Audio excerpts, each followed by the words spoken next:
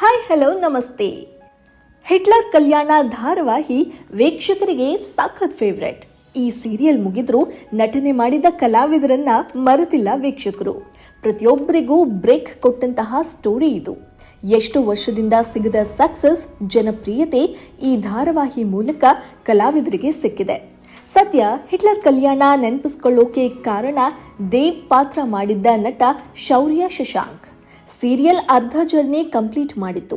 ಆಗ ಲೀಲಾಳ ತಂಗಿಯನ್ನ ಬಲೆಗೆ ಹಾಕೊಂಡು ಎಜೆಯನ್ನ ಮುಗಿಸೋಕೆ ಬಂದಿದ್ದ ಈ ದೇವ್ ನೆಗೆಟಿವ್ ಪೊಲೀಸ್ ಪಾತ್ರ ಮಾಡಿದ್ರು. ಕನ್ನಡ ಸೇರಿದಂತೆ ಶೌರ್ಯ ತಮಿಳು ಕಿರುತೆರೆಯಲ್ಲೂ ಚಿರಪರಿಚಿತರು. ನಟನೆ ಜೊತೆಗೆ ಫೋಟೋಗ್ರಫಿ ಕೆಲಸ ಕೂಡ ಮಾಡ್ತಾರೆ.